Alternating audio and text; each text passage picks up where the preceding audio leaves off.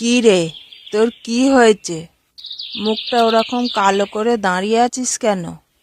মা, তুমি আমাকে কেটে টুকরো করে রান্না করছো না কেন? আমিও তো ওই মাছটার মতোই অসহায়।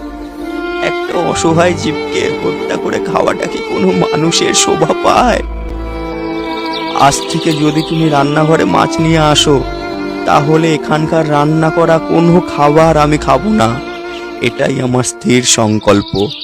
ছেলের যুক্তিসঙ্গত কথা শুনে মাতা রামরঙ্গিনী দেবী আশ্চর্য হয়ে গেলেন এবং সপরিবারে চিরতরে মাছ মাংস পরিত্যাগ করলেন।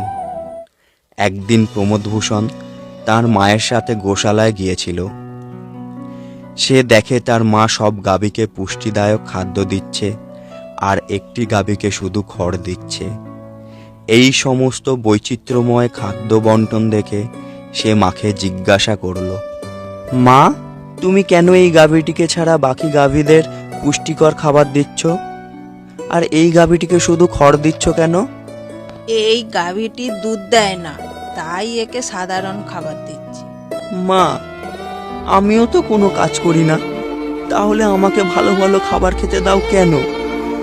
দুধ না দেওয়া গাভীটির মতো তুমি আজ থেকে আমাকে নিম্নমানের খাবার দেবে, আর তোমরা যারা অর্থ উপার্জন করছো তারা ভালো খাবার খাবে।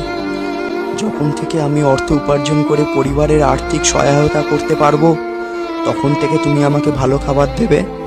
প্রমোদভূষণের কথা শুনে সেদিন থেকে রামরঙ্গিনী দেবী গাভীদের খাবার দেওয়ার সময় পক্ষপাতমূলক দৃষ্টিভঙ্গি ত্যাগ করলেন।